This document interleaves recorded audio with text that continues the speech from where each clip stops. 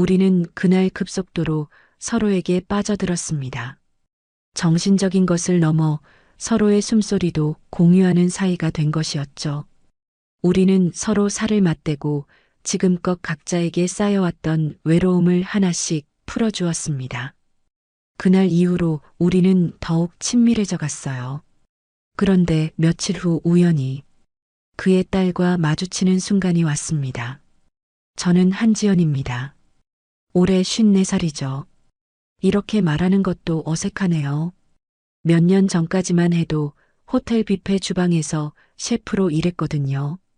그런데 남편이 갑자기 교통사고로 세상에 정말 하루아침에 모든 게 바뀌었습니다. 보험금으로는 빚만 겨우 갚았고 집도 넘어갔어요. 50 넘은 나이에 다시 일자리를 구한다는 게 얼마나 힘든지 몰랐습니다. 그러다가 지인 소개로 강남 한복판, 그것도 재벌가 가정부 자리를 얻게 됐죠. 첫 출근 날 대문을 들어서는데 가슴이 두근거렸어요. 이런 큰 집은 처음이었거든요. 정원도 넓고 현관도 호텔 로비 같더라고요. 관리인 아저씨가 안내해주며 말했습니다. 김 회장님은 평소엔 조용하신 분이에요. 그런데 요즘 많이 외로워 보이시거든요. 주방으로 들어가는 순간 왠지 모르게 마음이 편해졌어요. 역시 부엌이 제일 익숙한 공간이었거든요. 냉장고를 열어보니 고급 식재료들이 가득했지만 뭔가 생기가 없어 보였습니다. 혼자 사는 분의 냉장고 같았어요. 점심때쯤 됐을 때였습니다. 뒤에서 목소리가 들렸어요. 주방에 낯익은 냄새가 나는군요. 깜짝 놀라 돌아보니 키 큰 남성분이 서 계셨어요. 60대 초반으로 보이는데 생각보다 젊어 보이고 활력이 넘쳤습니다. 바로 김성우 회장이었죠. 아, 죄송합니다. 점심 준비를 하고 있었는데. 아니에요. 좋은 냄새예요. 오랜만에 집에서 이런 냄새를 맡는군요. 김성우 회장은 생각보다 다정한 목소리로 말했습니다. 그런데 왜 이렇게 가슴이 철렁하는 거죠? 분명 처음 보는 분인데 말이에요. 혹시 이전에 요리 일을 하셨나요? 네, 호텔에서 일했었습니다. 그래서 그렇게 익숙하게 하시는군요. 오늘부터 잘 부탁드립니다. 김성우는 정중하게 인사하고 서재로 들어갔어요. 하지만 그 뒷모습을 보는 내 마음은 왜 이렇게 복잡했을까요? 분명 고용주일 뿐인데 뭔가 다른 감정이 스며드는 것 같았습니다. 그날 저녁 회장님이 혼자 식사하는 모습을 보니 가슴이 아팠어요. 넓은 식탁에 혼자 앉아서 조용히 드시는 모습이 마치 저와 비슷한 외로움을 안고 있는 것 같았거든요. 맛있게 드세요. 감사합니다. 정말 오랜만에 집밥 같은 맛이네요. 그때 김성우가 미소 지으며 말한 그 한마디가 제 마음 깊숙이 박혔습니다. 이상하게도 더 정성스럽게 요리해드리고 싶다는 생각이 들었어요. 일주일이 지나자 김성우의 생활 패턴이 보였습니다. 주중 4일은 이봉가에서 나머지는 별장에서 혼자 생활하더라고요. 그런데 오늘은 좀 달랐어요. 평소보다 일찍 출장해서 돌아오신 거예요. 저녁 7시쯤이었는데 부엌에서 혼자 국을 끓이고 있었습니다. 갑자기 현관문 열리는 소리가 들렸어요. 김성우가 피곤한 표정으로 들어오시더니 부엌 쪽을 바라보며 말했습니다. 아직 계셨군요. 늦어서 죄송합니다. 아니에요. 저녁은 드셨나요? 김성우는 고개를 저었어요. 그 순간 마음이 아팠습니다. 이런 큰 집에서 혼자 굶고 계셨던 거네요. 혼자 드시지 마시고 국이라도 같이 드실래요? 말하고 나서 깜짝 놀랐어요. 제가 이런 말을 할 줄 몰랐거든요. 김성우도 잠깐 망설이더니 고개를 끄덕였습니다. 그럼 감사히 받겠습니다. 처음으로 둘만의 식사가 시작됐어요. 처음엔 어색했죠. 저는 가정부고 김성우는 고용주였으니까요. 그런데 묘하게 편안한 분위기가 흘렀습니다. 정말 맛있네요. 오랜만에 따뜻한 식사를 하는 것 같아요. 회장님도 혼자 계시니까 쓸쓸하실 텐데요. 그러자 김성우의 표정이 잠깐 어두워졌어요. 숟가락을 내려놓고 저를 바라봤습니다. 그쪽도 혼자세요? 예. 몇 년 됐어요. 순간 공기가 무거워졌어요. 서로의 상처를 건드린 것 같았거든요. 김성우가 조용히 말했습니다. 저도 아내를 먼저 떠나보냈습니다. 3년 전이에요. 가슴이 먹먹해졌어요. 이 넓은 집에서 혼자 살아가는 김성우의 마음이 조금은 이해가 됐거든요. 저도 혼자가 된 지 2년이었으니까요. 많이 힘드셨겠어요. 처음엔 그랬죠. 하지만 이제는 익숙해졌어요. 그쪽은 어떠세요? 저도 아직은 적응이 안 돼요. 특히 저녁 때가 제일 어려워요. 김성우가 고개를 끄덕였어요. 같은 아픔을 겪어본 사람만이 보여줄 수 있는 이해의 눈빛이었습니다. 그 순간 이상한 감정이 밀려왔어요. 동질감이라고 해야 할까요? 일주일이 지나자 김 회장의 생활 패턴이 보였습니다. 주중 4일은 이봉가에서, 나머지는 별장에서 혼자 생활하더라고요. 그런데 오늘은 좀 달랐어요. 평소보다 일찍 출장에서 돌아오신 거예요. 저녁 7시쯤이었는데 부엌에서 혼자 국을 끓이고 있었습니다. 갑자기 현관문 열리는 소리가 들렸어요. 김 회장이 피곤한 표정으로 들어오시더니 부엌 쪽을 바라보며 말했습니다. 아직 계셨군요. 늦어서 죄송합니다. 아니에요. 저녁은 드셨나요? 김 회장은 고개를 저었어요. 그 순간 마음이 아팠습니다. 이런 큰 집에서 혼자 굶고 계셨던 거네요. 혼자 드시지 마시고 국이라도 같이 드실래요? 말하고 나서 깜짝 놀랐어요. 제가 이런 말을 할 줄 몰랐거든요. 김 회장도 잠깐 망설이더니 고개를 끄덕였습니다. 그럼 감사히 받겠습니다. 처음으로 둘만의 식사가 시작됐어요. 처음엔 어색했죠. 저는 가정부고 김 회장은 고용주였으니까요. 그런데 묘하게 편안한 분위기가 흘렀습니다. 정말 맛있네요. 오랜만에 따뜻한 식사를 하는 것 같아요. 회장님도 혼자 계시니까 쓸쓸하실 텐데요. 그러자 김 회장의 표정이 잠깐 어두워졌어요.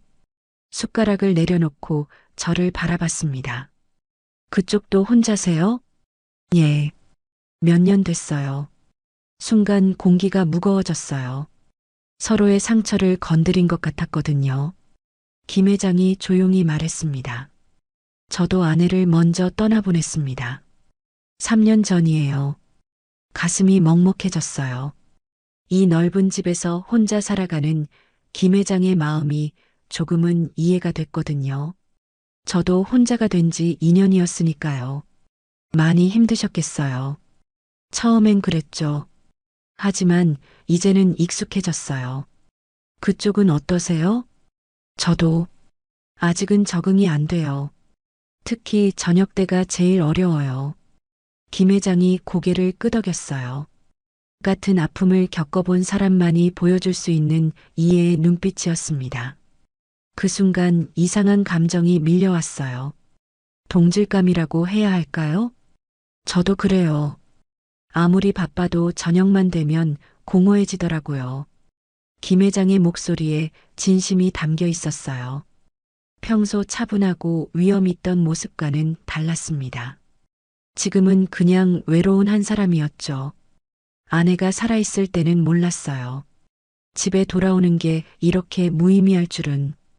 저도 마찬가지예요. 남편이 있을 때는 당연한 줄 알았는데 혼자가 되니까 모든 게 달라졌어요. 우리는 서로를 바라보며 조용히 웃었어요. 슬픈 웃음이었지만 서로를 이해한다는 위로가 담겨 있었습니다. 요즘엔 집에 오는 게 좋아졌어요. 따뜻한 냄새가 나거든요. 김 회장의 말에 가슴이 두근거렸어요. 단순한 고용 관계를 넘어선 무언가가 시작되고 있는 것 같았거든요. 그 이후로 회장님과 함께하는 식사가 자연스러워졌습니다. 처음엔 일주일에 한두 번이었는데 어느새 거의 매일 저녁을 함께 드시게 됐어요. 회장님도 일부러 일찍 들어오시는 것 같았고요. 오늘도 평소처럼 저녁 준비를 하고 있는데 회장님이 뭔가 다른 모습으로 나타났어요. 손에 와인 한 병을 들고 계시더라고요. 오늘은 제가 접대하죠. 네, 무슨 말씀이세요? 김성우가 미소 지으며 와인잔 2개를 꺼내 오셨어요. 그리고는 정성스럽게 테이블을 차리기 시작했습니다. 평소보다 좀 더 격식 있게 말이에요. 항상 당신만 수고하시니까 오늘은 제가 대접하고 싶어서요. 가슴이 두근거렸어요. 이런 대우를 받아본 지가 언제였나 싶더라고요. 회장님이 와인을 따르며 말했습니다. 좋은 와인이에요. 특별한 날에만 마시던 건데. 특별한 날이요? 당신과 함께하는 오늘이 특별하니까요. 얼굴이 뜨거워졌어요. 이런 말을 들어본 지가 얼마나 오래됐는지 모르겠더라고요. 와인을 한 모금 마시니 기분이 이상해졌습니다. 술 때문인지 아니면 회장님의 시선 때문인지. 지연 씨, 이 집에 오신 후로 정말 많이 달라졌어요. 저요? 아니에요. 저 말이에요. 집에 오는 게 이렇게 기다려진 적이 없거든요. 회장님의 목소리가 평소보다 부드러워졌어요. 와인 때문인지 눈빛도 다정해 보였고요. 저도 모르게 마음이 흔들리기 시작했습니다. 저도 여기서 일하는 게 행복해요. 오랜만에 필요한 사람이 된 기분이거든요. 필요한 게 아니라 소중한 사람이에요. 그때였어요. 회장님이 조용히 제 손을 잡았습니다. 깜짝 놀라서 움츠려들려고 했는데 회장님의 따뜻한 손이 저를 놓아주지 않았어요. 그 손 따뜻하군요. 오래 붙잡고 싶네요. 회장님의 말에 가슴이 철렁 내려앉았어요. 이런 감정을 느껴본 지가 얼마나 오래됐나요? 남편이 세상을 떠난 후로는 처음이었어요. 회장님, 성우라고 불러주세요. 적어도 지금만은. 회장님의 눈에 간절함이 담겨 있었어요. 저도 외로웠던 지난 2년을 생각하니 마음이 무너지기 시작했습니다. 혼자 견뎌온 모든 시간들이 한순간에 무너져 내리는 것 같았어요. 성우 씨, 제가 그렇게 부르자 회장님의 얼굴에 기쁨이 스쳤어요. 그리고는 더 가까이 다가왔습니다. 제 마음도 이미 기울어져 있었어요. 그날 밤 우리는 부엌 옆 작은 방에서 첫날 밤을 보냈습니다. 서로의 외로움을 달래주듯이 조심스럽게 서로를 위로했어요. 오랜만에 느끼는 따뜻함이었습니다. 그 이후로 우리는 마치 은밀한 연인처럼 살아갔습니다. 표면적으로는 여전히 고용주와 가정부 관계였지만 실제로는 전혀 달랐어요. 김 회장은 매일 일찍 퇴근하셨고 저도 하루 종일 김 회장을 기다리며 살았거든요. 식사 후 설거지를 할 때면 김 회장이 뒤에서 조용히 안아주곤 했어요. 오늘도 맛있었어요. 고마워요. 그렇게 속삭이며 제 어깨에 턱을 기대시는 김 회장의 모습이 너무 자연스러웠습니다. 거실 청소를 할 때도 마찬가지였어요. 김 회장이 서재에서 나오시면 자연스럽게 제 손을 잡으시곤 했죠. 아무 말 없이도 서로를 바라보며 미소 짓는 시간들이 행복했어요. 지연 씨 손이 이렇게 작았나요? 회장님 손이 너무 큰 거 아닐까요? 이런 소소한 대화들도 달콤했습니다. 마치 신혼부부처럼 사소한 것에도 웃음이 났어요. 하지만 이런 행복이 오래갈 수는 없었나 봅니다. 오늘도 평소처럼 김 회장과 함께 저녁을 드시고 부엌에서 뒷정리를 하고 있었어요. 김 회장이 뒤에서 제 허리를 감싸며 말했습니다. 내일은 일찍 들어올게요. 당신과 더 많은 시간을 보내고 싶어서요. 저도 좋아요. 기다릴게요. 그때였어요. 현관문이 갑자기 열리는 소리가 들렸습니다. 김 회장이 깜짝 놀라며 저에게서 떨어졌지만 이미 늦었어요. 아버지, 안녕하세. 20대 후반에서 30대 초반으로 보이는 여성이 부엌 입구에 서 있었어요. 바로 김 회장의 딸인 김윤정이었습니다. 윤정의 얼굴이 순간 굳어졌어요. 아버지, 집안일하던 여자와 지금 뭐 하시는 겁니까? 윤정의 목소리가 차가웠습니다. 김 회장은 당황한 표정으로 말했어요. 윤정아, 이게 뭡니까? 아버지가 가정부와 이런 식으로 지내고 계셨던 거예요? 윤정이 저를 쏘아보는 눈빛이 날카로웠어요. 가슴이 철렁 내려앉았습니다. 이런 상황이 올 줄 알았지만 막상 닥치니 머릿속이 하얗게 변했어요. 윤정 씨, 오해요?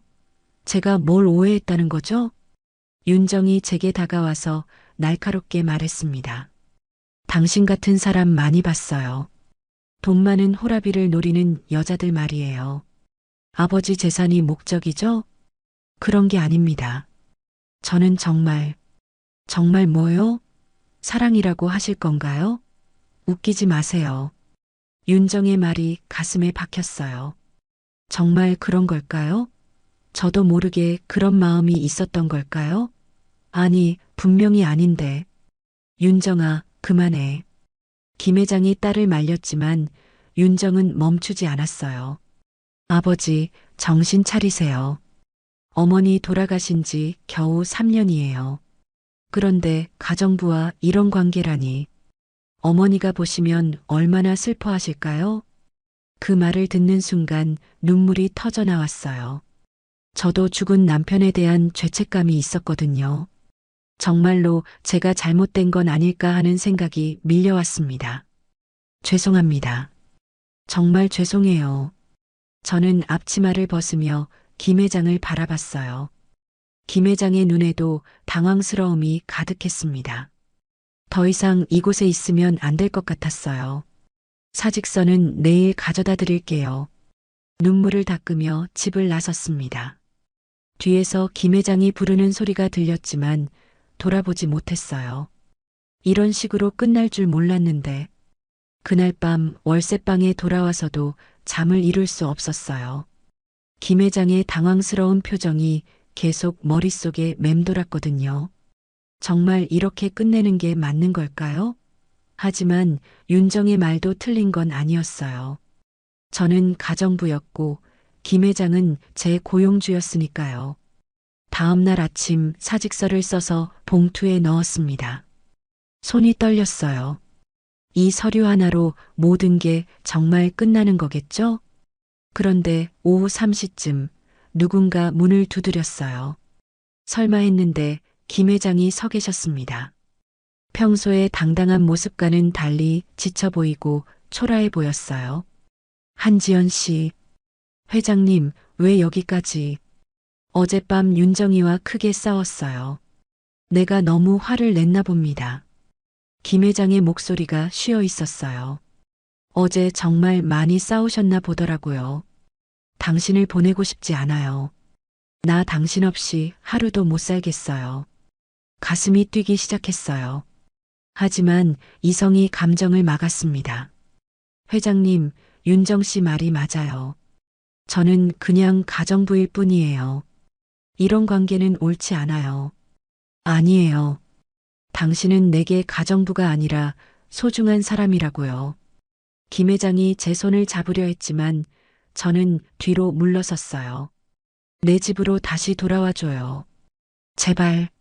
안 됩니다. 더 이상은. 그럼 나는 어떻게 살라는 거예요? 당신이 오기 전에는 그냥 버텨왔는데 이제는 당신 없는 하루가 상상이 안 돼요. 김 회장의 목소리에 절망이 담겨 있었어요. 하지만 저도 마음이 아팠거든요. 더 상처받기 전에 정리하는 게 맞다고 생각했어요. 죄송해요. 정말 죄송합니다. 김 회장은 한참 서 있다가 고개를 끄덕이고 돌아가셨어요. 그 뒷모습이 너무 쓸쓸해 보였지만 저도 어쩔 수 없었어요. 그날 밤 11시쯤이었어요. 갑자기 전화가 울렸습니다. 모르는 번호였는데 받아보니 윤정이었어요. 아버지가 쓰러지셨어요. 지금 병원에 계시는데 당신을 찾으세요. 머릿속이 하얗게 변했어요. 뭔가 잘못됐다는 걸 직감했거든요. 어느 병원이에요? 강남 성모병원이에요. 빨리 오세요. 전화를 끊고 급하게 병원으로 달려갔어요. 중환자실 앞에서 윤정을 만났는데 윤정의 얼굴도 새하얗더라고요. 의사 선생님이 스트레스성 심근경색이라고 하세요. 어제부터 계속 우울해 하시더니 가슴이 무너져 내렸어요. 제가 김 회장을 이렇게 만든 건 아닐까요? 중환자실 유리창 너머로 보이는 김 회장의 모습이 너무 약해 보였어요. 면회 시간에 들어가 보세요. 계속 당신 이름만 부르고 계세요. 윤정도 어제와는 달리 차분한 목소리였어요.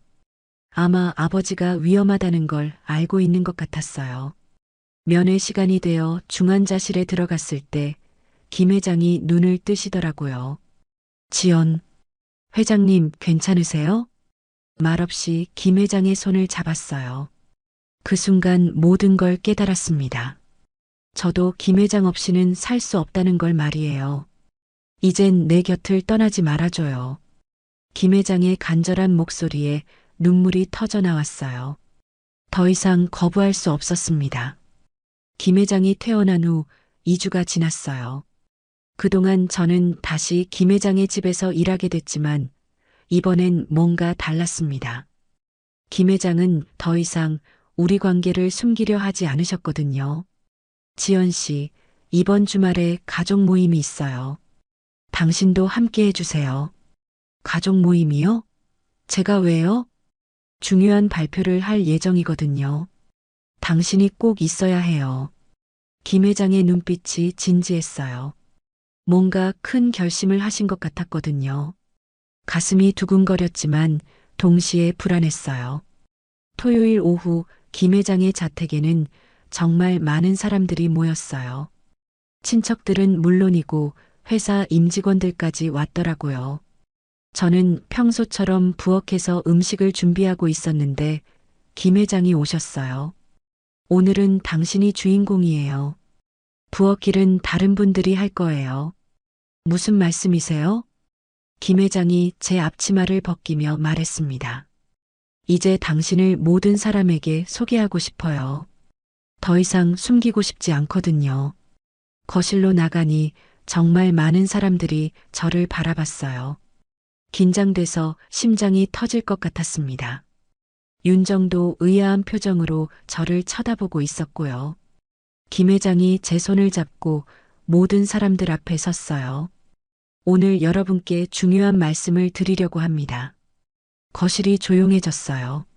모두 김 회장의 말을 기다리고 있었거든요. 제 옆에 있는 이분은 한지연 씨입니다. 그리고 내가 사랑하는 사람이에요. 순간 거실이 술렁거렸어요. 예상했던 반응이었지만 여전히 떨렸습니다. 아버지, 갑자기 무슨... 윤정이 당황하며 말했지만 김 회장은 계속했어요. 지연 씨는 제게 새로운 삶을 주었습니다. 아내를 잃고 절망에 빠져 있던 저에게 다시 웃을 수 있는 이유를 만들어 주었어요. 김 회장의 목소리에 진심이 담겨 있었어요. 옆에서 듣는 제 마음도 뭉클해졌습니다. 내 남은 인생, 이 사람 손에 맡기고 싶습니다. 모든 분들 앞에서 정식으로 청혼합니다. 그 순간 김 회장이 무릎을 꿇으며 반지를 꺼냈어요. 눈물이 터져 나왔습니다. 이런 순간이 올 줄 정말 몰랐거든요. 한지연 씨, 저와 결혼해 주세요. 거실 안이 조용해졌어요. 모든 사람들이 제 대답을 기다리고 있었습니다. 윤정은 어이없다는 표정이었지만 다른 사람들의 표정은 달랐어요. 회장님이 저렇게 진지한 표정으로 사랑한다고 말씀하시는 거 처음 봐요. 정말 오랜만에 보는 회장님의 환한 웃음이네요. 지연 씨가 회장님을 많이 변화시켰나 봅니다. 주변에서 들리는 속삭임들이 따뜻했어요. 반대하는 사람보다 응원하는 사람들이 더 많았거든요. 김 회장의 간절한 눈빛을 보니 더 이상 거부할 수 없었어요. 제 마음도 이미 정해져 있었으니까요. 네, 좋습니다. 제가 그렇게 대답하자 거실에서 박수가 터져 나왔어요. 김 회장이 일어나서 제 손에 반지를 끼워주시며 말했습니다. 고마워요. 정말 고마워요. 윤정은 여전히 복잡한 표정이었지만 김 회장의 행복한 모습을 보며 조금씩 마음이 누그러지는 것 같았어요. 회장님이 저렇게 다시 웃는 모습 정말 처음 봐요. 지연 씨, 축하드려요. 한 임원이 다가와서 악수를 청했어요. 그 순간 깨달았습니다. 이제 정말로 김 회장의 곁에서 새로운 인생을 시작하는 거구나 하고 말이에요. 결혼한 지 한 달이 지났어요. 정말 꿈만 같은 시간들이었습니다. 김 회장은 완전히 다른 사람이 되셨거든요. 마치 20대 신혼부부처럼 행동하시는 모습이 신기할 정도였어요. 매일 아침 7시 30분이면 김 회장이 출근 준비를 마치고 부엌으로 오세요. 그리고 제 이마에 살짝 키스를 하며 말씀하시죠. 오늘도 좋은 하루 보내요, 여보. 처음에는 부끄러워서 얼굴이 빨개졌는데 이제는 그 키스가 없으면 하루가 시작된 것 같지 않아요.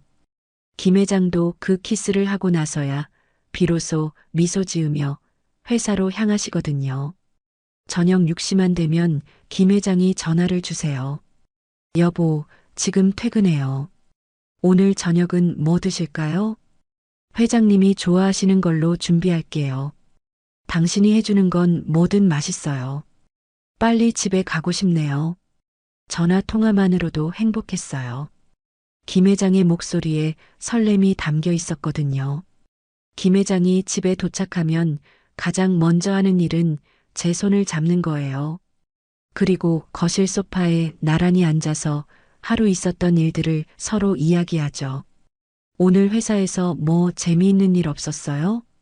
임원들이 제가 너무 밝아졌다고 하더라고요. 요즘 회의할 때도 농담을 한다면서 말이에요. 김 회장이 웃으며 말씀하시는 모습이 정말 행복해 보였어요. 저녁 식사 후에는 꼭 함께 산책을 나가요. 김 회장이 제 손을 꼭 잡고 동네 한 바퀴를 도는 게 일과가 됐거든요. 이런 평범한 행복이 이렇게 소중한 줄 몰랐어요. 저도 마찬가지예요. 혼자 있을 때는 상상도 못했거든요. 산책길에서 나누는 대화들이 달콤했어요. 때로는 아무 말 없이 걷기도 했는데 그것만으로도 충분히 행복했습니다. 어느 날 저녁 윤정이 집에 놀러 왔어요. 요즘 자주 오는 편이었는데 오늘은 뭔가 특별한 표정이었어요. 아버지, 회사 사람들이 많이 놀라던데요? 뭘 가지고? 아버지가 너무 밝아지셨다고 해요. 회의 중에 직원들 걱정도 해주시고 농담도 하시고 김 회장이 웃으며 제 손을 잡았어요. 지연이 덕분이죠. 이 사람이 내 삶에 얼마나 많은 변화를 가져다 줬는지 몰라요. 윤정이 저를 바라보며 말했어요. 정말 신기해요. 아버지가 어머니 돌아가신 후로 한 번도 이렇게 웃으신 적이 없었거든요. 그 말을 들으니 가슴이 뭉클했어요. 제가 김 회장에게 이런 변화를 가져다 줄 수 있다니. 사실 처음에는 반대했잖아요. 하지만 지금 보니까 아버지가 정말 행복해 보이세요. 윤정이 진심으로 말하는 것 같았어요. 어머니 이후 처음으로 아버지 눈빛이 따뜻해졌어요. 지연 언니가 아버지를 정말 많이 사랑하시는구나 싶어요. 윤정아. 김 회장의 목소리가 감동으로 떨렸어요. 지연 언니, 아버지 잘 부탁드려요. 그리고 미안해요. 처음에 너무 심하게 말했죠. 윤정이 고개를 숙이며 사과했어요. 저도 눈물이 났습니다. 괜찮아요. 윤정 씨가 아버지를 걱정하는 마음 충분히 이해해요. 그날 밤 침실에서 김 회장이 말했어요. 당신 덕분에 딸과의 관계도 좋아졌어요. 정말 고마워요. 저도 행복해요. 이렇게 사랑받으며 살 수 있어서. 김 회장이 저를 꼭 안아주셨어요. 정말 따뜻하고 안전한 품이었습니다. 이런 행복이 계속 이어졌으면 좋겠어요. 이제 저는 더 이상 가정부가 아닙니다. 김성우 회장의 공식적인 아내이자 동반자, 그리고 무엇보다 사랑받는 여인이에요. 몇 달 전까지만 해도 상상할 수 없었던 일이죠. 매주 금요일이면 김 회장이 특별한 미소를 지으며 말씀하세요. 여보, 이번 주말에는 어디로 갈까요? 부산? 아니면 제주도? 어디든 좋아요. 회장님과 함께라면 말이에요. 정말 매주 여행을 떠나요. 김 회장은 젊은 신혼부부처럼 여행지를 미리 알아보시고 맛있는 식당까지 예약해 두시거든요. 제가 한 번도 가보지 못한 곳들을 함께 다니며 새로운 추억을 만들고 있어요. 20대에 이런 여행을 못 해봤는데 60대에 하게 되네요. 저도 마찬가지예요. 남편과는 항상 바빠서 제대로 된 여행 한 번 못 가봤거든요. 여행지에서 김 회장과 손을 잡고 걸을 때면 마치 제가 20대로 돌아간 것 같아요. 이런 설렘을 다시 느낄 수 있을 줄 몰랐거든요. 집에서의 일상도 완전히 달라졌어요. 여전히 부엌에서 요리를 하지만 이제는 의무가 아니라 사랑하는 남편을 위한 정성이에요. 김 회장도 그걸 아시는지 자주 부엌에 와서 장난을 치세요. 오늘은 뭘 만드시나요, 김 여사님? 김 회장이 뒤에서 제 허리를 감싸며 말씀하시면 간질간질해서 웃음이 나요. 회장님 요리하는데 방해하시면 안 되죠. 방해가 아니라 응원이에요. 사랑하는 아내를 보는 게 제일 좋거든요. 김 회장이 제 뺨에 뽀뽀를 하시면 정말 쑥스러워요. 50대가 넘어서도 이런 기분을 느낄 수 있다니. 어제는 더 재미있는 일이 있었어요. 김 회장이 부엌에서 제가 만든 음식을 먹어보시더니 말씀하셨어요. 당신 손맛에 난 중독됐나 봐요. 다른 음식은 이제 맛이 없어요. 과장이 너무 심하세요. 진짜예요. 출장 가서도 당신이 해준 음식만 생각나거든요. 그러자 제가 웃으며 대답했어요. 난 회장님 눈웃음에 중독됐어요. 그 웃음 보려고 더 맛있게 만드는 것 같아요. 김 회장이 제 말을 듣고 더 환하게 웃으시더라고요. 그 순간 정말 행복했어요. 회사 사람들도 많이 달라진 저를 봐요. 예전에는 고개 숙이고 다니던 가정부였는데 이제는 당당한 회장 부인이거든요. 처음엔 어색했지만 이제는 자연스러워졌어요. 지연님, 오늘 정말 예뻐 보이세요. 감사해요. 행복해서 그런가 봐요. 정말 그래요. 거울을 보면 예전보다 훨씬 밝고 생기 있는 제 모습이 보여요. 사랑받는 여자의 얼굴이 이런 건가 싶어요. 어제 윤정이 놀러 와서 말했어요. 지연 언니, 정말 달라지셨어요. 처음 봤을 때랑 완전 다른 사람 같아요. 뭐가 달라졌는데요? 눈빛이 완전히 달라졌어요. 예전엔 슬픈 눈빛이었는데 지금은 정말 행복해 보이세요. 그 말을 들으니 가슴이 뭉클했어요. 정말 저도 많이 변한 것 같거든요. 남편을 잃고 모든 걸 포기했던 50대 여성이었던 제가 이제는 누군가의 소중한 아내가 되어 인생의 봄을 다시 맞이하고 있어요. 김 회장과 함께라면 앞으로 어떤 일이 있어도 행복할 수 있을 것 같아요. 여보, 고마워요. 당신 덕분에 제 인생이 다시 시작됐어요. 저야말로 고마워요. 당신이 제게 새로운 삶을 선물해 줬잖아요. 우리는 서로를 바라보며 미소 지었어요. 정말 완벽한 행복이었습니다. 혼자 가게 된 제주도 여행에서 60대 변호사를 만나 재혼하고 한 달 뒤 완전 날벼락을 얻어맞았습니다. 가슴이 아파 병원에 갔습니다. 그런데 이게 웬걸? 의사는 저에게 날벼락과 같은 판정을 내렸습니다. 저는 어떤 일이 일어났을까요? 저는 62세 윤서연입니다. 남편을 떠나보낸 지 벌써 8년이 흘렀습니다. 처음엔 하루하루가 너무 길었는데 어느새 시간은 그렇게 지나가더군요. 아이들은 다들 바쁘다며 안부 전화도 뜸해지고 집안은 점점 더 조용해졌죠. 그러던 어느 날 문득 이런 생각이 들었습니다. 이대로 혼자 늙어가는 게 맞나 싶어서요. 그래서 결심했습니다. 제주도 여행을 혼자 가보기로요. 남편과 함께 가려고 계획만 세우고 못 간 곳이었거든요. 62살에 혼자 여행이라니 주변 사람들은 다들 걱정했지만 저는 오히려 설레었습니다. 오랜만에 느끼는 두근거림이었어요. 제주공항에 도착했을 때의 바람 냄새는 지금도 잊을 수가 없습니다. 짭조름한 바다 냄새가 섞인 공기를 깊이 마시니까 가슴속 어딘가가 뻥 뚫리는 기분이었어요. 택시를 타고 펜션으로 향하는 길, 창밖으로 보이는 푸른 바다를 보며 생각했죠. 이런 풍경을 혼자 보고 있다니 조금 아쉽긴 하지만 그래도 괜찮다고요. 펜션에 도착해서 짐을 풀고 있는데 갑자기 테라스 쪽에서 소음이 들렸습니다. 뭔가 뒤지는 소리 같더라고요. 조심스럽게 커튼을 열어보니 웬 남자가 제 가방을 뒤지고 있는 게 아니겠어요. 순간 머릿속이 하얘졌습니다. 강도다, 이런 생각밖에 안 들더라고요. 떨리는 목소리로 소리쳤습니다. 누구세요? 거기서 뭐 하는 거예요? 그 남자는 깜짝 놀라며 뒤돌아봤는데 생각보다 나이 든 분이더라고요. 60대 중반쯤 되어 보이는 머리가 희끗희끗한 신사였습니다. 죄송합니다. 제가 착각했나 봅니다. 그 남자가 당황하며 말했어요. 이게 제 가방인 줄 알았는데 똑같은 가방이라서요. 알고 보니 정말 웃지 못할 해프닝이었습니다.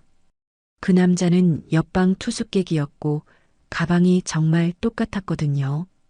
검은색 캐리어에 파란 리본까지 똑같이 달려 있었어요. 펜션 테라스가 연결되어 있어서 실수로 제 쪽으로 와버린 거였죠. 정말 죄송합니다. 도연이라고 합니다. 그가 정중하게 인사를 했어요. 변호사 일을 하다가 은퇴했습니다. 저도 어색하게 인사를 받았습니다. 서연이에요. 저도 죄송해요. 너무 놀라서 소리를 질렀네요. 그렇게 우리의 첫 만남은 시작되었습니다. 서로 머쓱해하며 사과를 주고받는 사이 묘하게도 마음 한구석이 따뜻해지는 걸 느꼈어요. 이상하게도 오랜만에 누군가와 이렇게 이야기를 나누니까 반가웠습니다. 다음 날 아침 일찍 올레길을 걸으려고 나섰습니다. 혼자 걷는 길이 조금 쓸쓸하긴 했지만 바다에서 불어오는 시원한 바람이 마음을 달래주더라고요. 파도 소리를 들으며 천천히 걸어가는데 뒤에서 누군가 부르는 소리가 들렸습니다. 서연 씨 맞죠? 돌아보니 어제 그 남자 도연 씨였습니다. 운동복 차림에 등산모를 쓴 모습이 제법 멋져 보였어요. 저도 아침 산책 나왔는데 이렇게 또 만나네요.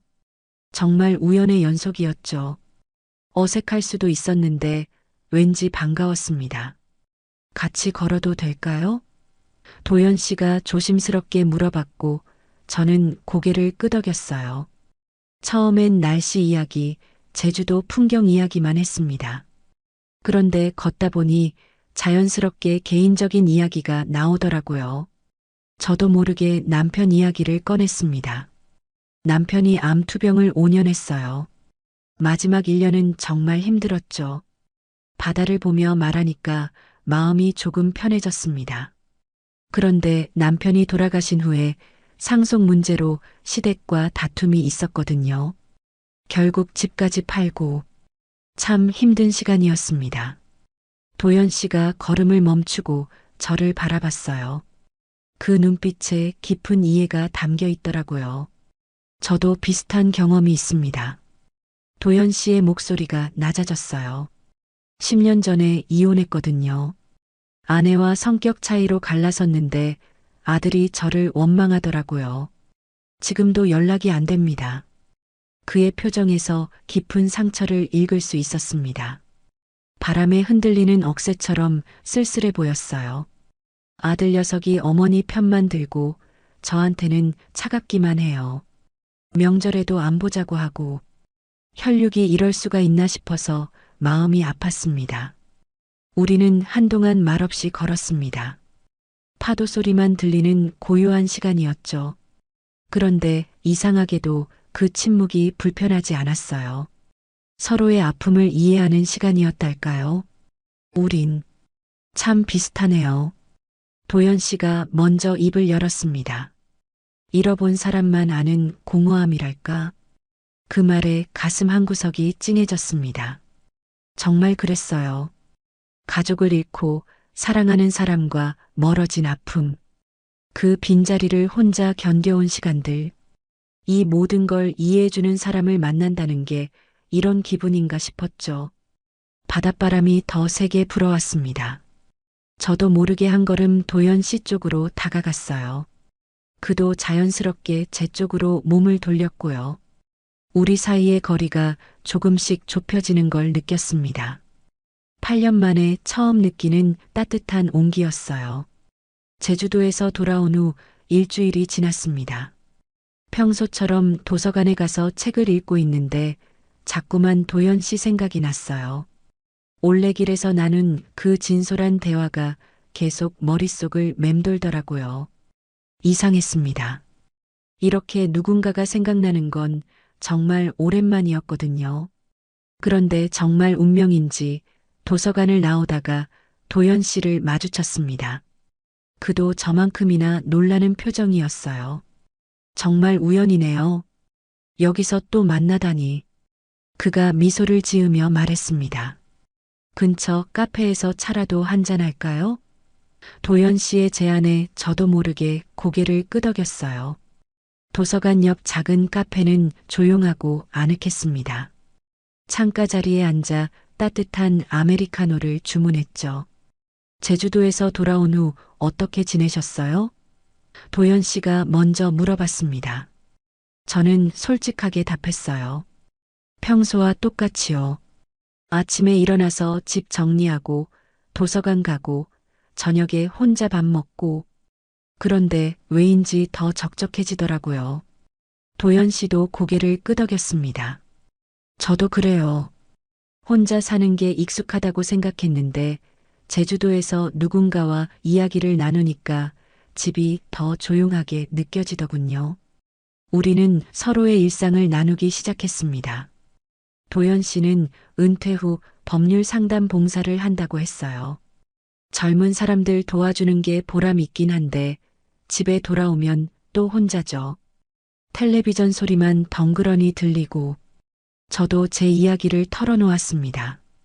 딸 혜민이가 미국에 있어서 1년에 한두 번밖에 못 보거든요.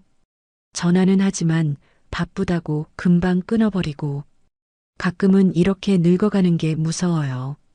무서우시다고요? 도연 씨가 눈을 마주치며 물었습니다.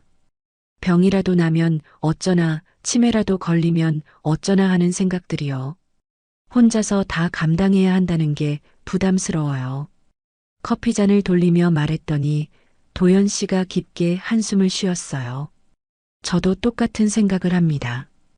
아들과 연락도 안 되는 상황에서 제가 쓰러지면 누가 알까 싶어서요.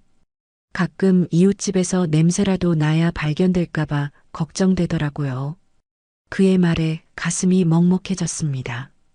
나이가 들면서 누구나 갖게 되는 두려움이었죠. 젊을 땐 생각하지 못했던 현실적인 걱정들이었어요. 창밖으로 해가 지고 있었습니다. 카페에 노을빛이 스며들면서 분위기가 더욱 포근해졌어요. 도연 씨가 조심스럽게 입을 열었습니다. 서연 씨, 저 한 가지 제안을 해도 될까요?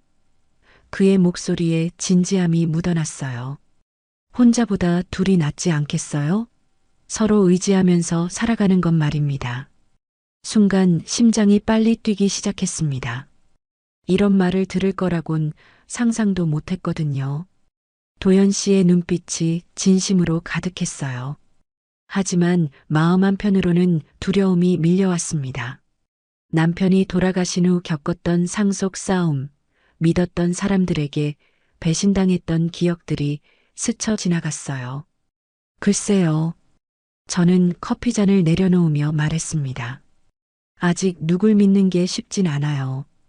도연 씨의 표정이 살짝 어두워졌지만 이해한다는 듯 고개를 끄덕였어요. 당연히 그러실 거예요. 저도 급하게 말씀드린 것 같네요. 천천히 생각해 보세요. 그날 밤 집에 돌아와서도 도연 씨의 말이 머릿속을 떠나지 않았습니다. 혼자보다 둘이 나을까? 정말 그럴까? 마음 깊숙한 곳에서는 그럴지도 모른다는 생각이 들었어요. 카페에서의 대화 이후 한 달 정도 지나면서 도연 씨와 자주 만나게 되었습니다. 처음엔 조심스러웠지만 시간이 갈수록 편안함을 느꼈어요. 그래서 도연 씨가 다시 제주도 여행을 제안했을 때 흔쾌히 응했습니다. 이번엔 함께 가는 여행이니까 더 특별할 거라는 기대감도 있었고요. 공항에서 만났을 때 도연 씨는 완전 다른 사람 같았습니다. 손에는 세세하게 적힌 여행 일정표를 들고 있었어요. 첫날은 성산 일출봉, 둘째 날은 한라산, 셋째 날은 서귀포 관광지 순회입니다. 마치 회사 업무 보고하듯 정확하게 말하더라고요. 저는 조금 당황했습니다. 여행이라는 게 꼭 계획대로만 해야 하나 싶어서요. 너무 빡빡하지 않을까요? 그때그때 기분에 따라 정해도 되는 거 아니에요?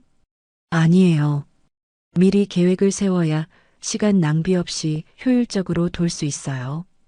도연 씨의 목소리에는 타협의 여지가 없어 보였습니다. 첫날부터 차이가 드러났어요. 성산 일출봉에 도착해서 저는 주변 풍경을 천천히 감상하고 싶었습니다. 우와, 바다가 정말 예쁘다. 여기서 사진 좀 찍고 갈까요? 사진은 나중에 찍어도 되니까 일단 올라가 봅시다. 일정이 밀리면 안 되거든요.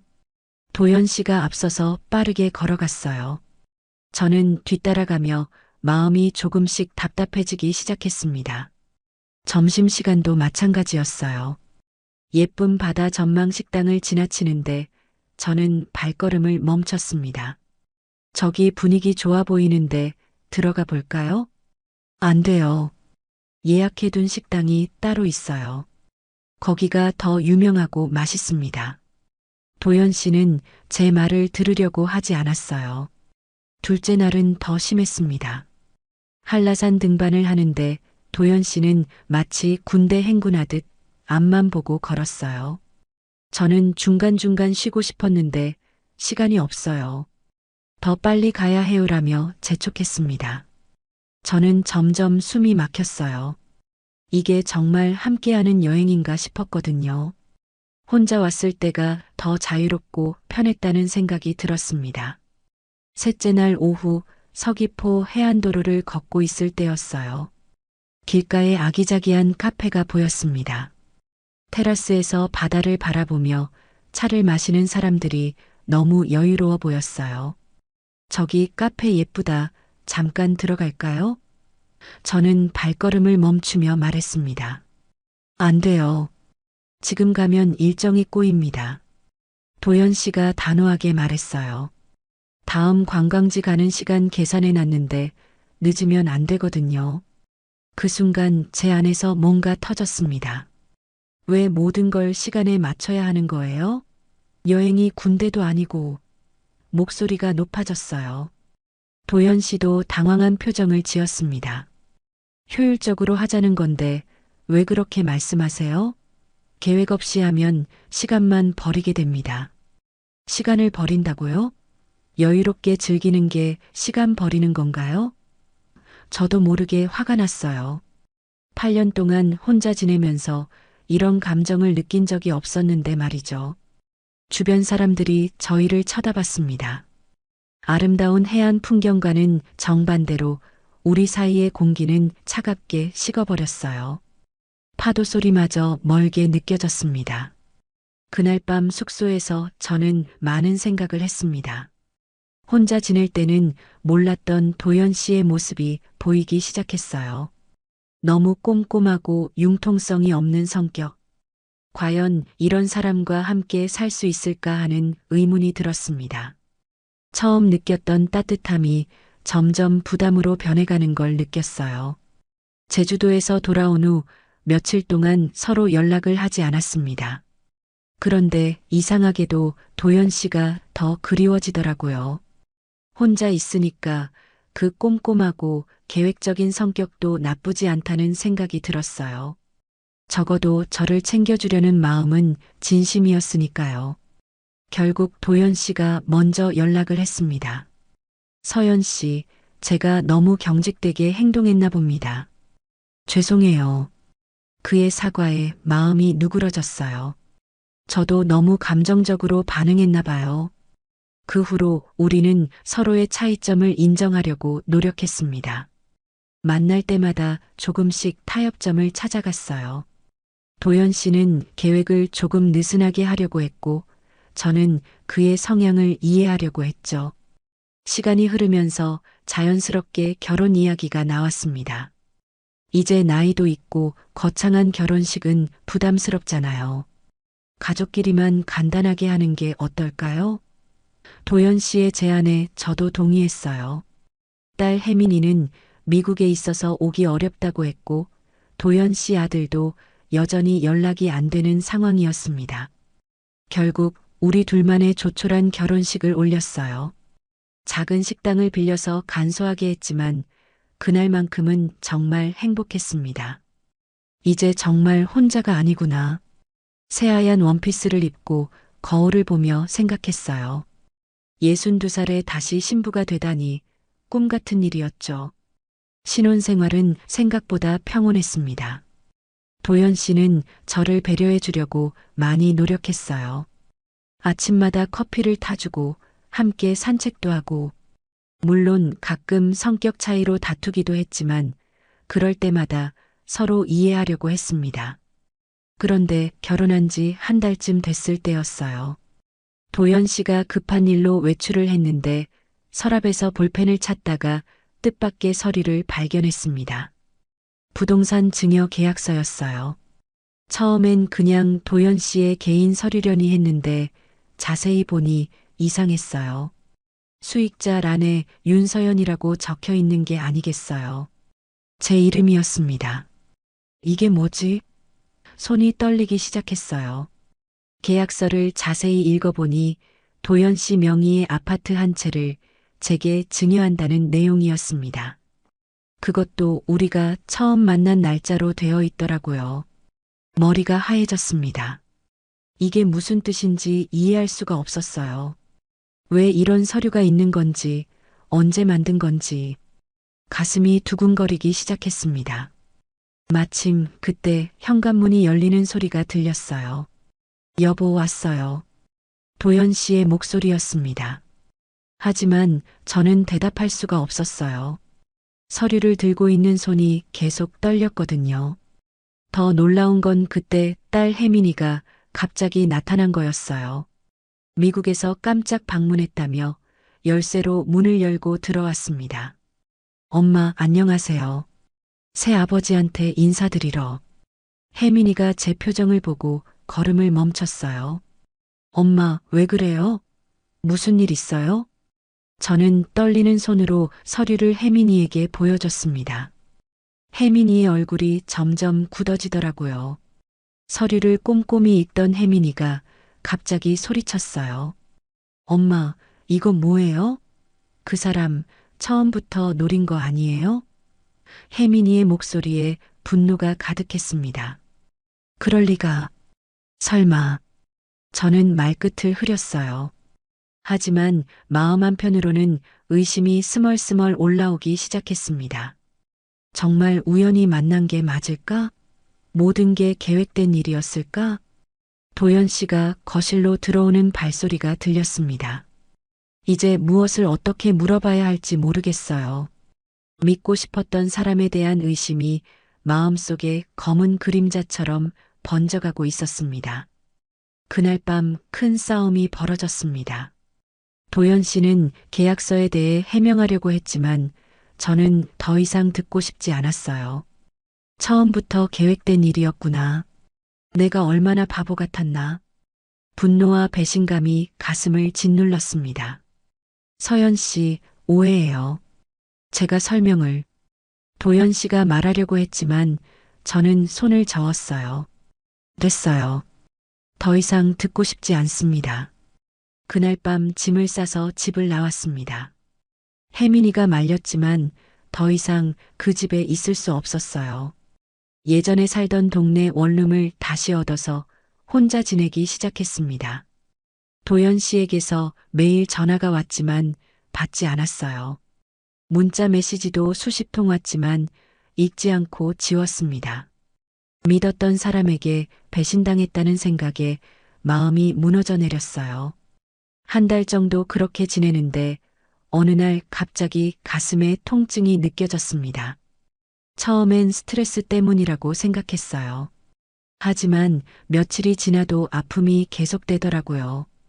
밤에는 잠도 제대로 못 잘 정도였습니다. 결국 혼자 병원에 갔습니다. 의사 선생님이 여러 검사를 해보자고 하더라고요. 혹시 모르니까 정밀 검사를 받아보세요.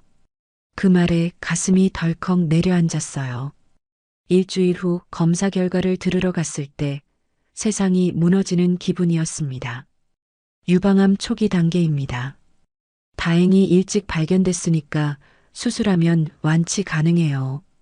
의사 선생님의 말이 멀게 들렸어요. 수술은 언제 하나요? 가능한 한 빨리 하는 게 좋겠습니다. 다음 주 어떠세요? 집에 돌아와서 혼자 앉아 있으니 눈물이 났어요. 이럴 때 옆에 있어줄 사람이 없다는 게 너무 외로웠습니다. 혜민이에게 연락하고 싶었지만 미국에서 일하느라 바쁜 딸을 걱정시키고 싶지 않았어요. 수술날 아침 병원에 혼자 가는 길이 너무 쓸쓸했습니다. 다른 환자들은 가족들이 함께 왔는데 저만 혼자더라고요. 수술복으로 갈아입고 침대에 누워 있는데 마음이 무겁기만 했어요. 그런데 수술실로 들어가기 직전 복도에서 익숙한 목소리가 들렸습니다. 어머니, 수술 잘 받으세요. 제가 여기서 기다리고 있을게요. 도연 씨 목소리였어요. 어떻게 알고 온 건지 몰랐지만 그 순간 마음이 복잡해졌습니다. 미워하고 싶었는데 한편으로는 고마웠어요. 적어도 수술하는 동안 누군가 기다려준다는 게 위로가 됐거든요. 수술은 성공적으로 끝났습니다. 마취에서 깨어났을 때 도연 씨가 침대 옆에 앉아 있더라고요. 어떻게 알았어요? 제가 물어보니 그가 조심스럽게 답했습니다. 혜민이가 연락했어요. 당신이 아프다는 소식을 듣고 가만히 있을 수 없었습니다. 그의 눈가에 눈물이 맺혀 있었어요. 서연 씨, 정말 죄송해요. 그 계약서는 제가 당신을 보호하려고 만든 거였어요. 무슨 말이에요? 저는 고개를 돌려 그를 바라봤습니다. 제가 나이가 많잖아요. 먼저 세상을 떠날 가능성이 높은데 그때 당신이 경제적으로 어려움을 겪을까봐 걱정됐어요. 그래서 미리 증여 서류를 준비해 둔 거였습니다. 도연 씨의 목소리가 떨렸어요. 그 순간 제 마음도 흔들렸습니다. 정말 그런 뜻이었을까? 의심스럽긴 했지만 지금 상황에서 누군가 곁에 있어준다는 게 너무 고마웠어요. 당신을 속이려던 게 아니에요. 다만 방법이 서툴렀습니다. 도연 씨가 제 손을 조심스럽게 잡았어요. 이제라도 용서해 주세요. 병실에서 회복하는 동안 도연 씨가 매일 와서 돌봐줬습니다. 물도 떠다 주고 약 챙겨주고 혼자서는 할 수 없는 일들을 묵묵히 해줬어요. 그 모습을 보면서 조금씩 마음이 누그러지는 걸 느꼈습니다. 퇴원 후 시작된 항암 치료는 생각보다 힘들었습니다. 매주 병원에 가서 주사를 맞고 나면 몸이 천근만근 무거워졌어요. 머리카락도 빠지기 시작했고 입맛도 없어졌죠. 거울을 보면 낯선 제 모습에 깜짝 놀라곤 했습니다. 하지만 도연 씨가 한 번도 빠짐없이 함께 해줬어요. 오늘도 화이팅해요. 병원 가는 날마다 제 손을 꼭 잡아주며 용기를 줬습니다. 주사 맞는 동안에도 옆에서 제 등을 쓸어주고 집에 돌아가서는 소화가 잘 되는 죽을 끓여줬어요. 처음엔 미안한 마음이 컸습니다. 이렇게까지 해주실 필요 없는데 라고 말하면 도연 씨는 웃으며 답했어요. 부부잖아요. 당연한 일이에요. 항암 3차째 되던 날 혜민이가 미국에서 급히 날아왔습니다. 엄마 상태가 어때요? 걱정스러운 얼굴로 병원까지 따라왔어요. 도연 씨가 물티슈로 제 손을 닦아주고 베개를 다시 정리해주는 모습을 지켜보더니 혜민이의 표정이 조금씩 변하기 시작했습니다. 엄마 많이 힘들죠? 혜민이가 제 손을 잡으며 물었어요. 괜찮다. 도연 씨가 잘 돌봐주고 있으니까. 그날 저녁 혜민이와 도연 씨가 복도에서 이야기하는 걸 우연히 들었습니다. 처음엔 정말 의심했어요. 엄마 재산 때문에 접근한 줄 알았거든요. 혜민이의 목소리가 작아졌어요.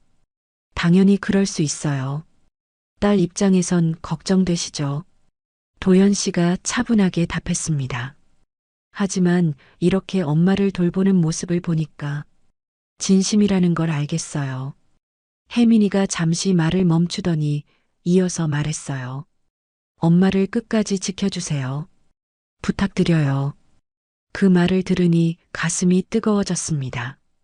딸도 인정해주는 사람이라니 이보다 더 든든할 수가 없었어요. 항암 치료 6개월 동안 도연 씨는 정말 헌신적이었습니다. 제가 토할 때 등을 문질러주고 밤에 잠 못 이룰 때 손을 잡아주며 함께 깨어 있어 줬어요. 머리카락이 다 빠져서 가발을 써야 할 때도 더 예뻐 보이는데요? 라며 웃어줬습니다. 어느 날은 제가 너무 우울해서 이런 제 모습 보기 싫지 않으세요? 라고 물었어요. 도연 씨가 제 얼굴을 두 손으로 감싸며 말했습니다. 당신이 얼마나 용감한지 아세요? 전 그런 당신이 자랑스러워요.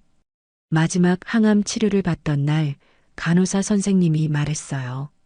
남편분이 정말 대단하세요. 매번 오셔서 이렇게 정성스럽게 돌보시는 분 처음 봐요. 그 말에 도연 씨가 부끄러워하며 손사래를 쳤지만 저는 정말 고마웠습니다. 드디어 완치 판정을 받던 날이었어요. 축하드려요. 완전히 깨끗해졌습니다. 의사 선생님의 말에 눈물이 터져 나왔어요. 도연 씨도 저와 함께 울었습니다. 정말 수고하셨어요. 이제 걱정 끝이에요. 병원 밖으로 나오니 봄꽃이 흐드러지게 피어 있었습니다. 새 출발이네요. 도연 씨가 제 어깨에 손을 올리며 말했어요. 이제 정말 함께 살아가는 거예요.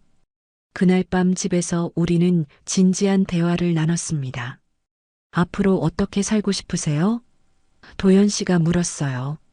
저는 잠시 생각해보고 답했습니다. 평범하게 하지만 서로를 아끼면서 살고 싶어요. 저도 마찬가지예요. 남은 시간 당신과 함께 소중하게 보내고 싶습니다.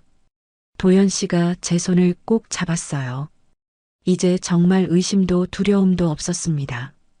병을 함께 이겨내면서 우리는 진짜 부부가 된 것 같았어요.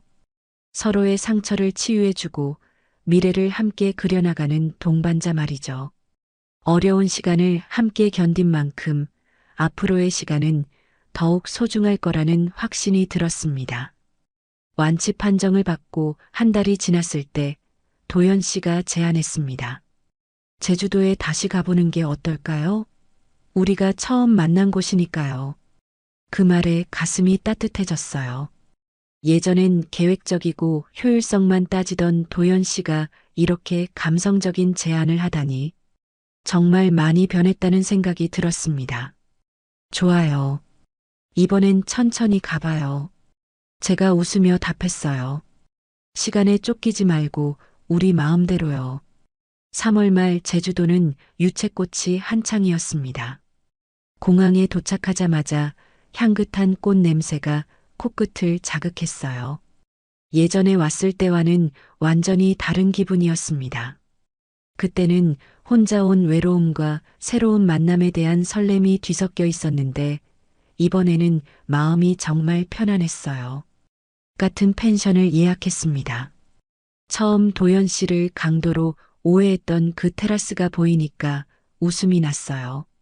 그때 정말 놀랐죠? 도연 씨도 웃으며 말했습니다. 저도 깜짝 놀랐어요. 이렇게 무서운 분인 줄 몰랐다니까요. 무서운 분이라니 너무하네요. 저도 장난스럽게 받아쳤어요. 이런 농담을 주고받을 수 있을 만큼 편해진 우리 사이가 신기했습니다. 이번 여행은 정말 달랐어요. 도연 씨는 일정표를 만들지도 않았고 그때그때 기분에 따라 움직였습니다. 저기 카페 예쁘네요. 들어가 볼까요? 제가 말하면 그러죠. 좋은 생각이에요라며 흔쾌히 따라와 줬어요. 둘째 날 아침 우리는 처음 진솔한 대화를 나눴던 올레길을 다시 걸었습니다. 봄바람이 살랑살랑 불어와서 기분이 상쾌했어요. 바다는 여전히 푸르고 아름다웠습니다. 여기서 처음으로 속마음을 털어놓았죠. 도연 씨가 그때 앉았던 벤치를 가리키며 말했어요. 서로 아픈 이야기를 했던 곳이에요. 맞아요. 그때만 해도 이렇게 될 줄 누가 알았겠어요. 저도 그날을 떠올리며 미소를 지었습니다. 혼자 늙어간다고 생각했는데 이렇게 좋은 사람을 만나게 되다니. 우리는 벤치에 나란히 앉았습니다. 파도 소리가 들리고 갈매기들이 날아다니는 모습이 평화로웠어요. 도연 씨가 조심스럽게 제 손을 잡았습니다. 서연 씨, 정말 고마워요. 갑자기 왜요? 제가 물어보니 그가 진지한 표정으로 답했어요. 저를 믿어주고 용서해주고 함께 아픔을 이겨내줘서요. 혼자였다면 못 버텼을 거예요. 그 말에 제 눈가도 촉촉해졌습니다. 저야말로 고마워요. 가장 힘들 때 곁에 있어줘서. 바닷바람이 우리 주위를 감쌌습니다. 도연 씨가 제 손을 더 꼭 잡으며 말했어요. 남은 시간 우리 천천히 아름답게 채워가요. 그 순간 제 마음속에 온기가 번져갔습니다.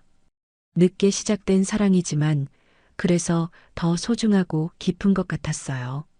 젊을 때의 열정적인 사랑과는 다른 서로를 이해하고 아끼는 성숙한 사랑이었습니다. 천천히 아름답게요. 제가 그의 말을 되뇌며 고개를 끄덕였어요. 석양이 바다 위로 떨어지고 있었습니다. 황금빛 노을이 물결 위에서 반짝이는 모습이 황홀했어요. 우리도 인생의 황혼기에 접어들었지만 이렇게 아름다운 순간을 함께 나눌 수 있다는 게 감사했습니다. 그날 밤 펜션 테라스에서 별을 바라보며 생각했어요. 늦게 핀 꽃도 꽃이고 늦게 시작된 사랑도 사랑이라고. 어쩌면 인생의 경험이 쌓인 지금이기에 더 깊고 진실한 감정을 나눌 수 있는 건 아닐까요? 도연 씨도 같은 생각이었는지 제 어깨에 기대며 말했어요. 우리 이제 진짜 시작이네요. 네, 정말 시작이었습니다. 서로의 마지막 계절을 따뜻하게 물들여갈 새로운 시작이요. 외로움은 가끔씩 실수를 불러 일으키곤 하는 것 같습니다. 주위의 조언대로 몇 번을 숙고한 후 일을 결정해야 했었는데 이번에는 그러지 못했네요. 한 번의 큰 실수가 이토록 너무나 뼈아프게 다가오는 건 처음인 것 같습니다. 여러분 중에서 재혼에 대해 고민하시는 분들이 계시다면 제 사연을 한번 들어보시는 것을 권해드려요.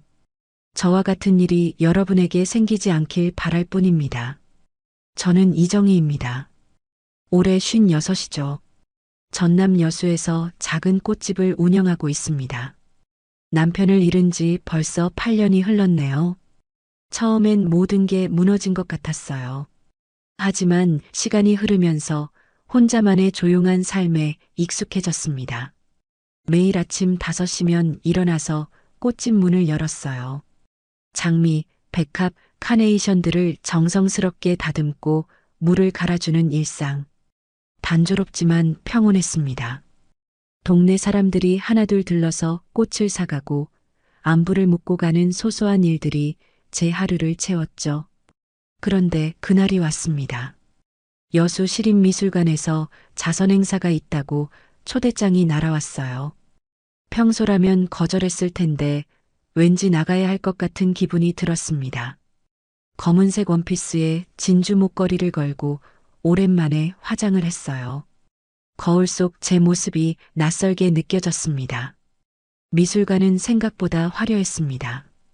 정장을 입은 사람들이 와인잔을 들고 작품들을 감상하고 있었어요. 저는 구석진 곳에서 조용히 그림들을 보고 있었는데 갑자기 옆에서 목소리가 들렸습니다.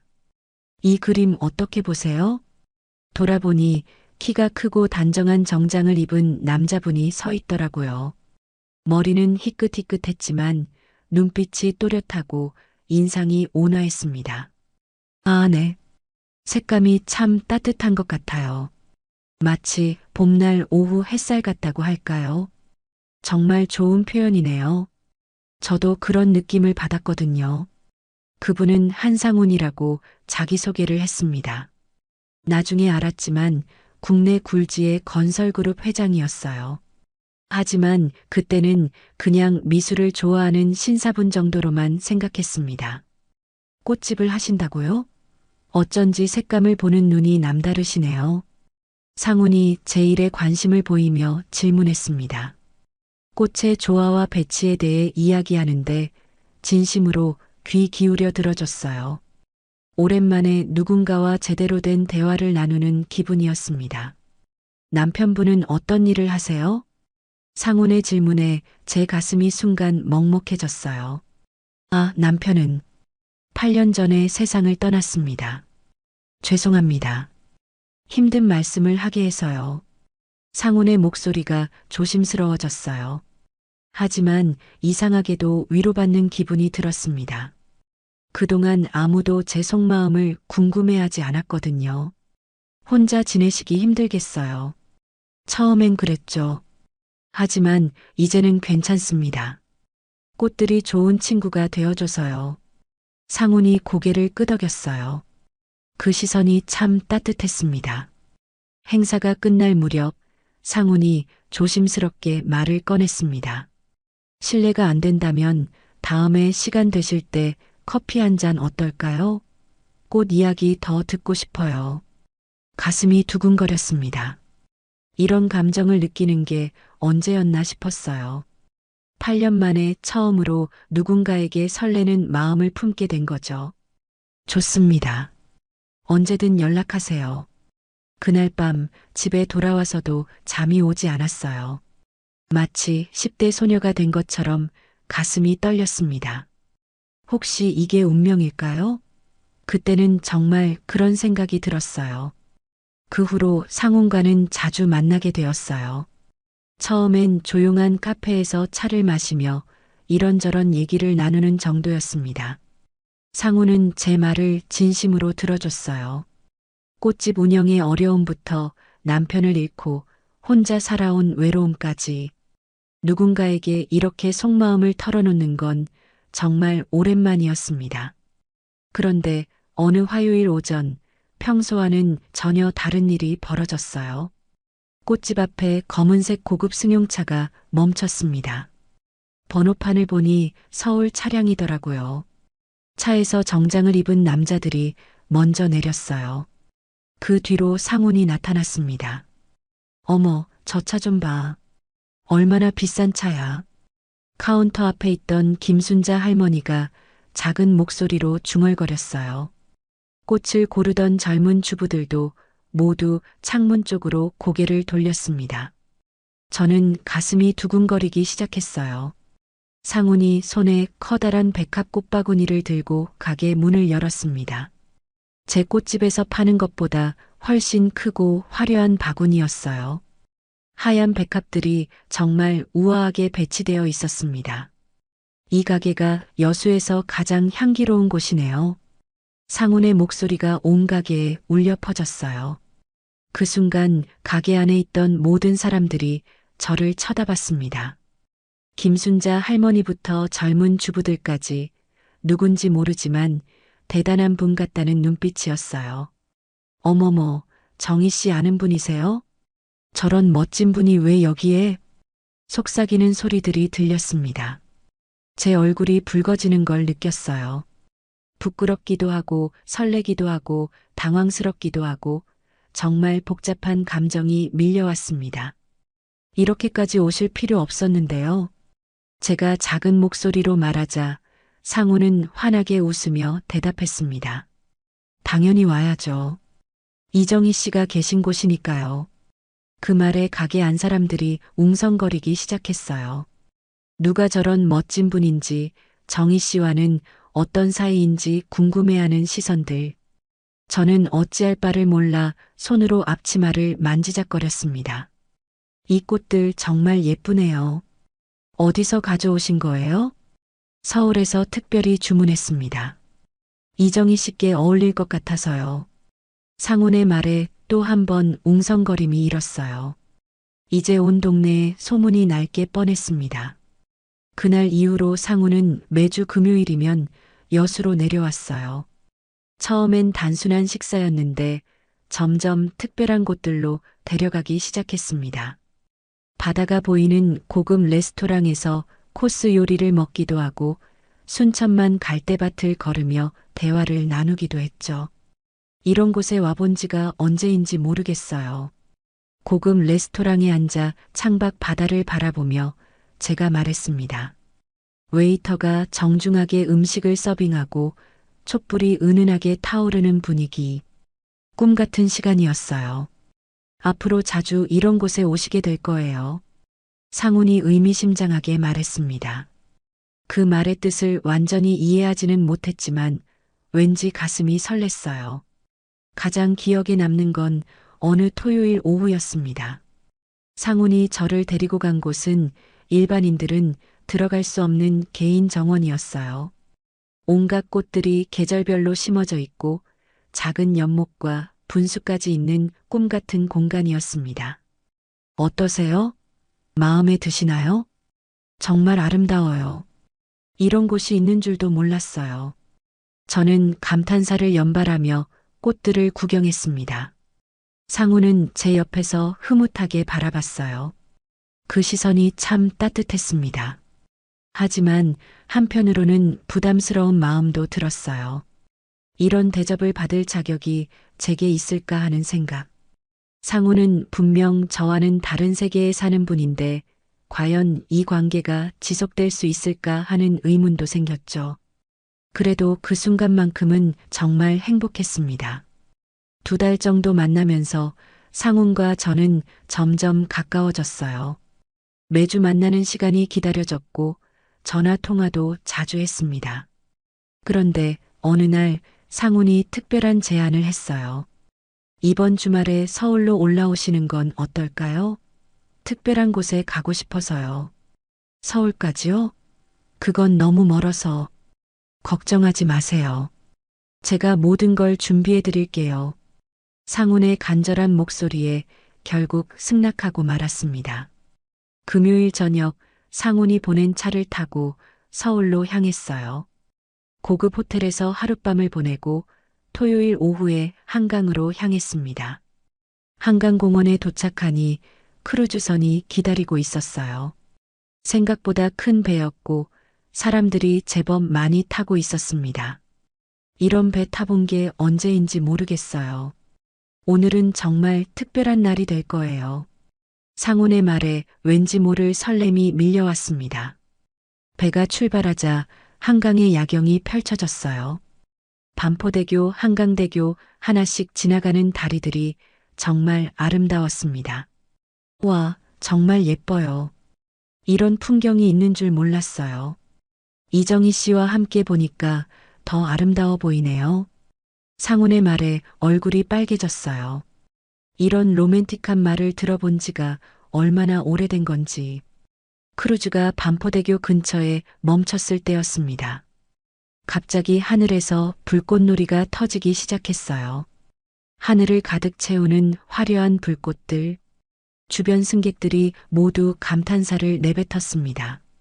어머, 불꽃놀이네요. 오늘 무슨 날인가요? 특별한 날이죠. 상훈이 제 손을 잡더니 갑자기 한쪽 무릎을 꿇었어요. 그리고 작은 상자를 꺼냈습니다. 상자를 열자 눈부신 다이아 반지가 나타났어요. 이정희 씨, 남은 생을 함께 해줬으면 합니다. 그 순간 시간이 멈춘 것 같았어요. 불꽃놀이는 계속 터지고 있었고 주변 사람들은 박수를 치기 시작했습니다. 어떤 아주머니는 어머, 프러포즈네 하며 소리를 질렀어요. 눈물이 주르륵 흘러내렸습니다. 이런 일이 제게 일어날 줄은 꿈에도 몰랐어요. 8년 동안 혼자 살면서 이런 순간이 다시 올 거라고는 상상도 못했거든요. 네, 좋습니다.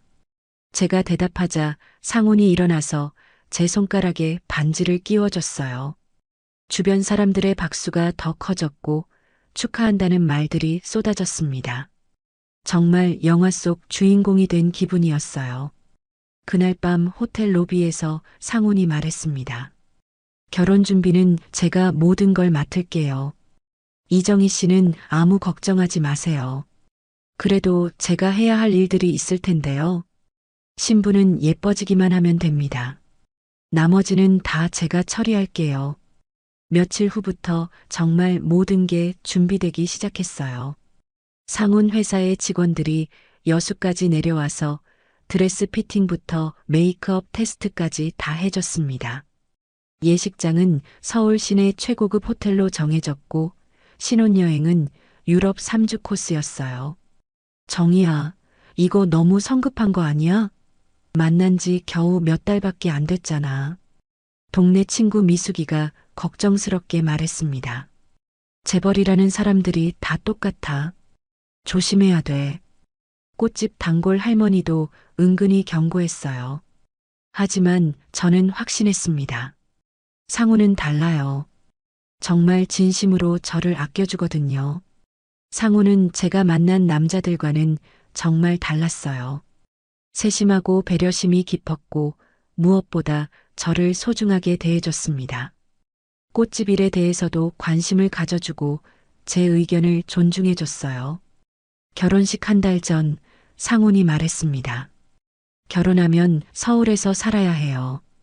괜찮으시죠? 꽃집은 어떻게 하죠? 다른 사람에게 맡기거나 정리하세요. 이제 그런 일 안 하셔도 됩니다. 잠깐 망설여졌지만 새로운 인생을 시작하는 거니까 당연한 일이라고 생각했어요. 상훈과 함께라면 어디든 행복할 것 같았거든요. 결혼식은 정말 환상적이었어요. 서울 시내 최고급 호텔에서 열린 예식장에는 각계 인사들이 모여들었습니다. 저는 꿈에서나 볼 법한 웨딩드레스를 입고 상훈과 함께 버질로드를 걸었어요. 그 순간만큼은 정말 세상에서 가장 행복한 여자 같았습니다. 신혼여행지는 제주도였어요.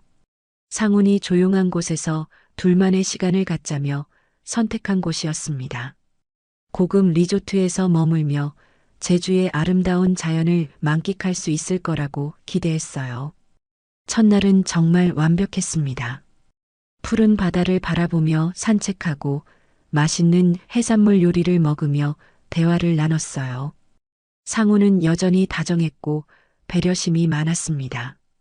이틀째 되는 날, 우리는 성산 일출봉 근처의 작은 해변 카페에 갔어요. 바다가 한눈에 보이는 예쁜 카페였습니다. 파도 소리를 들으며 차를 마시고 있는데 상훈이 갑자기 일어났어요. 여기서 사진 찍으면 예쁠 것 같은데요. 기념사진 남겨요. 저도 좋다고 했죠. 오랜만에 행복한 모습을 사진으로 남기고 싶었어요. 바다를 배경으로 서니까 정말 멋진 풍경이었습니다. 자, 손은 이렇게 올리시고요. 상훈이 제 팔을 잡고 위치를 조정했어요.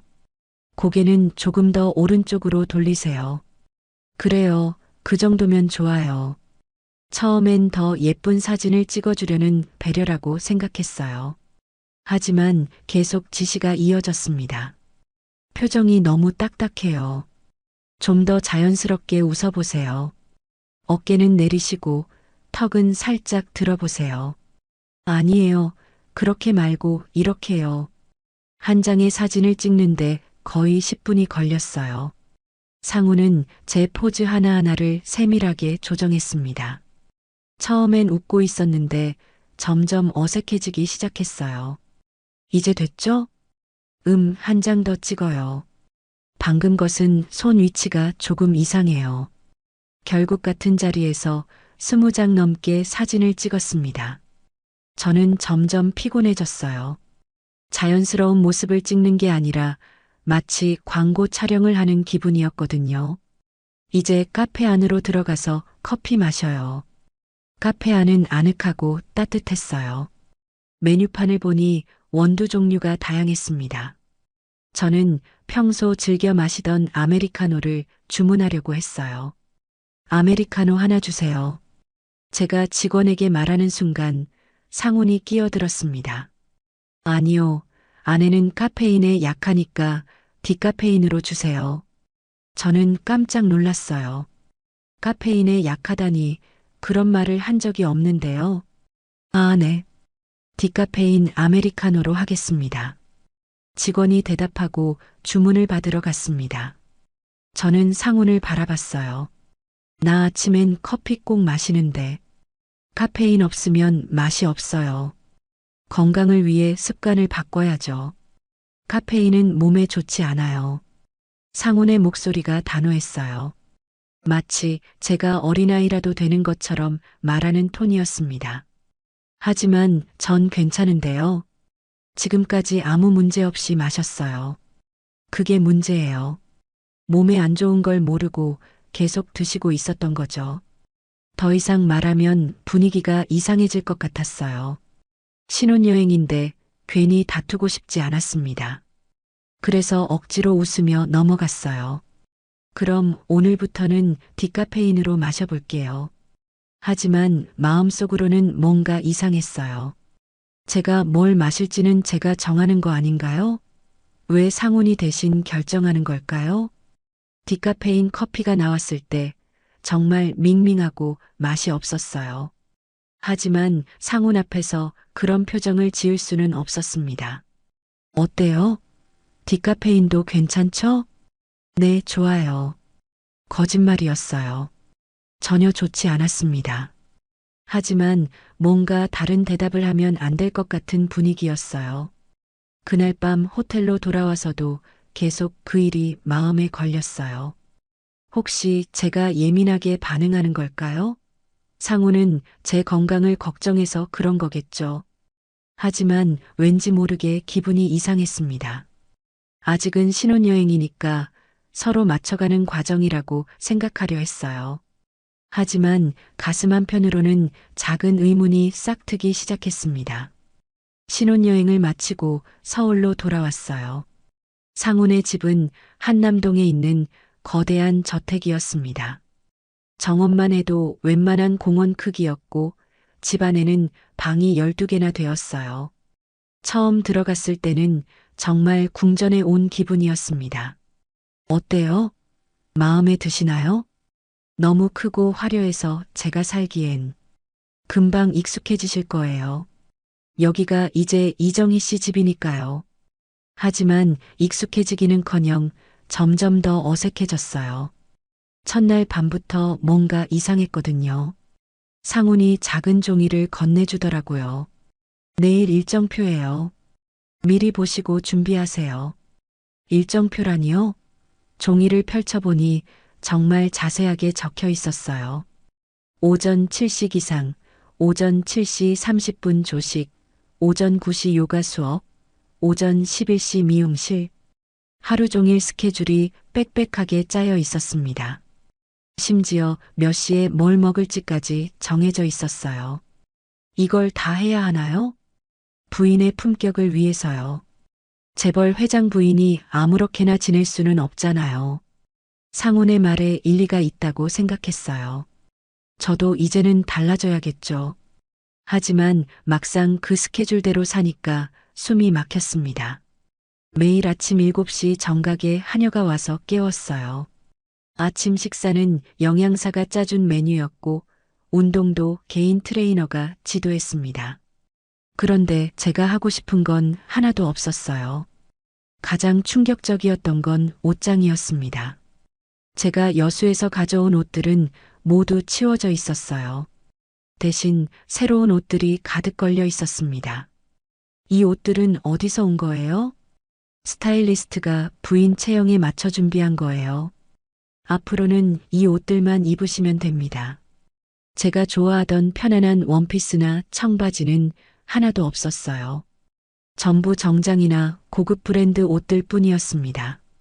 제 옷은 어디에 있나요? 재벌 회장 부인에게 어울리지 않는 옷들은 정리했습니다.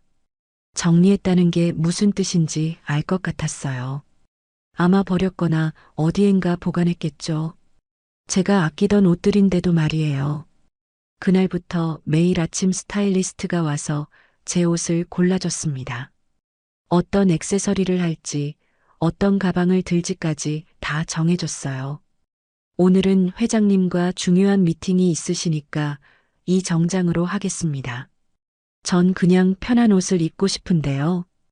부인께서 편하게 입으시면 회장님 이미지에도 영향을 줍니다. 결국 제가 원하는 옷은 입을 수 없었어요. 매일 남이 정해준 옷을 입고 남이 정해준 스케줄대로 움직였습니다. 일주일쯤 지났을 때였어요. 여수에 있는 친구 미숙이에게서 전화가 왔습니다. 정희야, 어때? 신혼생활 재밌어? 응, 좋아. 근데 바빠서 죽겠어. 그럼 이번 주말에 내가 서울로 놀러 갈까? 오랜만에 만나자. 정말 반가웠어요. 친구와 만나서 속 시원하게 이야기하고 싶었습니다. 좋아, 그래. 언제 올래? 하지만 상훈에게 이야기했을 때 반응이 달랐어요. 이번 주말은 안 되겠어요. 중요한 모임이 있거든요. 그럼 다음 주는 어때요? 다음 주도 스케줄이 있고, 당분간은 힘들 것 같네요. 그럼 언제쯤 가능할까요? 나중에 시간 되면 연락드릴게요. 결국 미숙이와 만나는 일은 무산됐어요. 저는 상훈에게 다시 물어봤습니다. 정말 중요한 모임인가요? 친구 하나 만나는 것도 안 돼요? 부인의 교육과 사교계 적응이 더 중요해요. 개인적인 만남은 나중에 하세요. 그때 깨달았어요. 제가 원하는 건 아무것도 할 수 없다는 걸. 언제 일어날지, 뭘 먹을지, 뭘 입을지, 누굴 만날지까지 모든 게 정해져 있었어요. 밤에 침대에 누워서 생각했습니다. 이 집에서 나는 나대로 살 수 없구나. 마치 예쁜 새 장 속의 새가 된 기분이었어요. 새 장은 황금으로 만들어져 있지만 결국은 새 장일 뿐이었습니다. 그런데 상우는 이런 제 마음을 전혀 이해하지 못하는 것 같았어요. 오히려 제가 불만을 표현하면 이상하다는 표정을 지었습니다. 이렇게 좋은 환경에서 뭐가 불만이세요? 점점 숨이 막혔어요. 자유롭게 커피 한 잔 마실 수도 없고 친구 하나 만날 수도 없는 살. 이게 정말 제가 꿈꾸던 결혼 생활일까요? 한 달이 지나면서 저는 집 안 분위기를 조금씩 파악하기 시작했어요. 하인들과 경호원들이 여러 명 있었는데 처음엔 모두 정중하고 친절했습니다. 하지만 시간이 지날수록 그들 사이에서 은근히 나누는 대화들이 귀에 들어오기 시작했어요. 어느 날 오후 정원에서 산책을 하다가 우연히 정원사와 하인, 아주머니의 대화를 들었습니다. 새 부인은 괜찮은 것 같아. 그러게요. 착하시고 예의도 바르시고 이번엔 오래 계셨으면 좋겠는데 이번엔 오래 계셨으면 그 말이 이상했어요. 왜 그런 말을 하는 걸까요? 며칠 후 부엌에서 물을 마시고 있는데 요리사 아주머니들이 조용히 이야기하는 소리가 들렸어요. 전에 두 분은 어떻게 됐을까요? 글쎄요. 갑자기 해외로 떠나셨다고 하던데. 그런데 이상하지 않아요? 가족들한테도 연락이 안 된다면서요. 쉿, 조심해요. 회장님이 들으시면 큰일 나요. 전처들 이야기더라고요. 상훈에게 전처가 있다는 건 알고 있었어요. 2번 결혼했다가 이혼했다고 들었거든요. 하지만 갑자기 해외로 떠났다니요? 그것도 가족들과 연락이 안 된다니요? 호기심이 생겼어요. 그날 저녁 상훈에게 자연스럽게 물어봤습니다. 여보, 전에 결혼하셨던 분들은 어떻게 지내세요? 상훈의 표정이 순간 굳어졌어요. 왜 갑자기 그런 걸 물어보세요? 그냥 궁금해서요. 좋은 관계로 헤어지셨나 해서.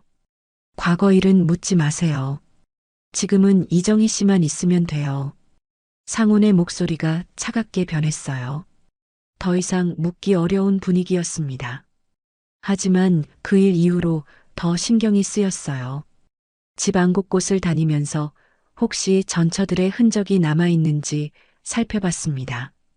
하지만 아무것도 찾을 수 없었어요.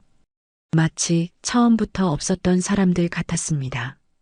2주 후 상훈이 며칠간 출장을 간 사이에 일이 벌어졌어요.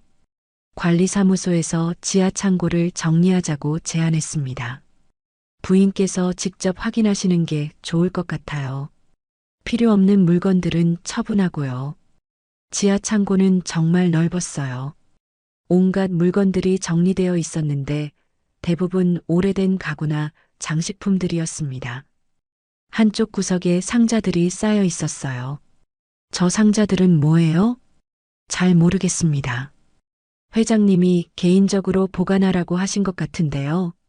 상자 하나를 열어봤어요. 그런데 안에서 여자 옷들이 나왔습니다. 고급스러운 정장과 원피스들. 제 옷과는 전혀 다른 스타일이었어요. 다른 상자도 열어봤습니다. 화장품과 액세서리들이 들어있었어요. 그리고 사진들도 있었습니다. 젊고 예쁜 여자들이 상훈과 함께 찍은 사진들. 아마 전처들인 것 같았어요. 이 사진들은 언제 찍은 건가요? 관리사무소 직원이 사진을 보더니 당황하는 표정을 지었어요. 아, 이건 제가 잘 모르겠습니다. 하지만 저는 사진 뒷면에 적힌 날짜를 봤어요. 불과 3년 전, 5년 전 사진들이었습니다. 그렇다면 이 여자들이 상훈의 전처들이 분명했어요. 더 충격적인 건 그 다음이었어요. 상자 맨 밑에서 여권과 신분증이 나온 거예요. 김미진, 박소영. 두 여자의 신분증이었습니다. 왜 여권과 신분증이 여기에 있지? 해외로 떠났다면 여권은 가져가야 하는 거 아닌가요? 신분증도 마찬가지고요. 그런데 왜 이런 중요한 서류들이 창고에 버려져 있는 걸까요? 그때 등골이 오싹해졌어요. 뭔가 심상치 않다는 느낌이 들었습니다.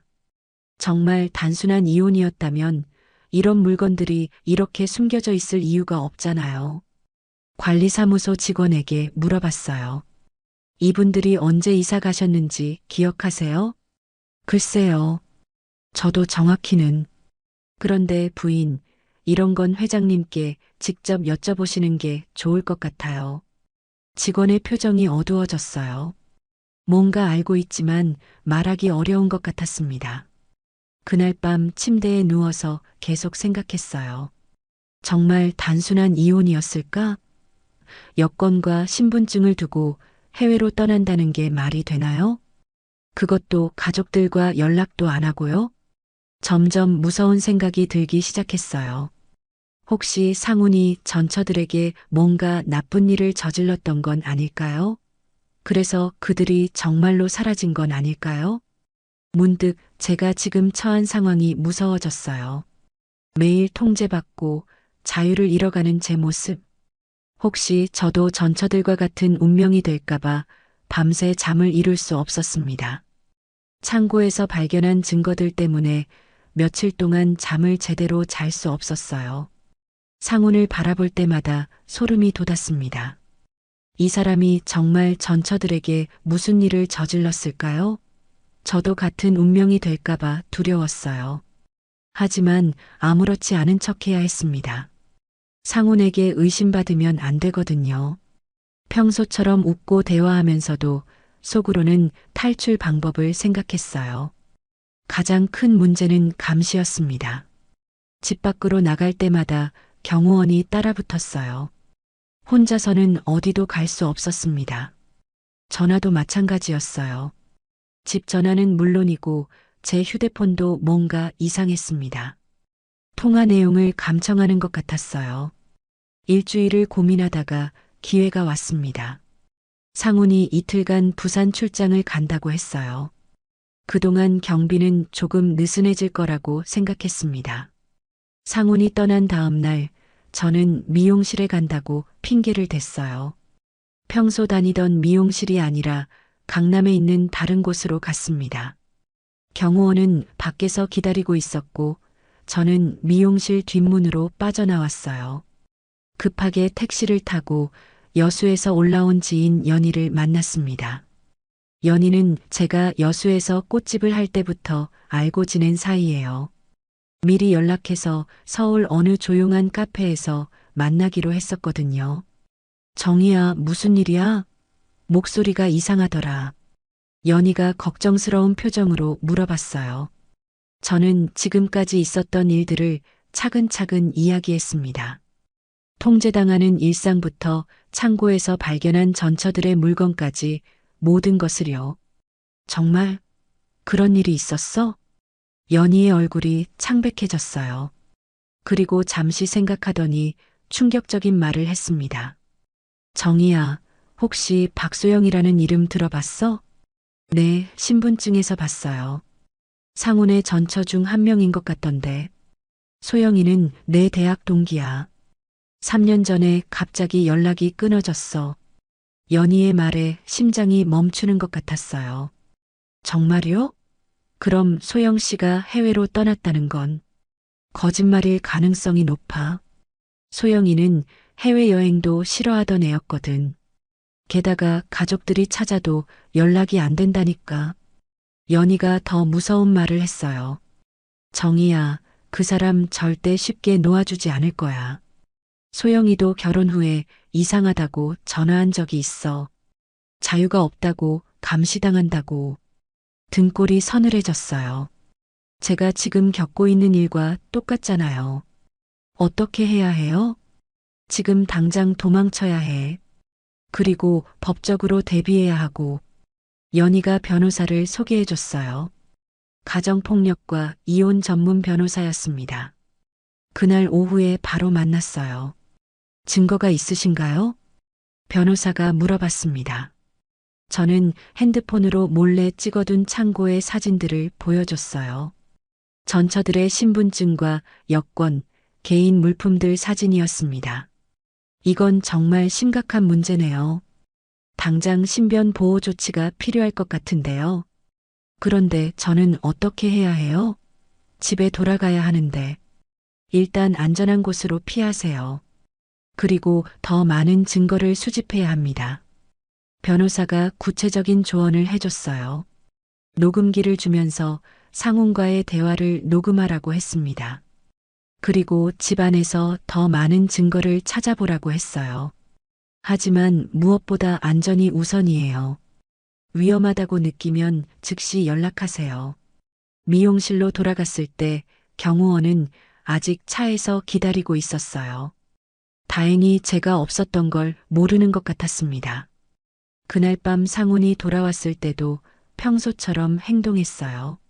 하지만 속으로는 계획을 세우고 있었습니다. 증거를 더 모으고 적절한 때에 탈출해야겠다고요. 며칠 후 기회가 왔어요. 상훈이 일주일간 해외 출장을 간다고 했습니다. 저는 건강검진을 받으러 강원도에 있는 요양병원에 간다고 핑계를 댔어요. 혼자 가시겠어요? 경호원을 보낼까요? 아니에요. 조용히 쉬고 싶어서요. 며칠 있다가 올게요.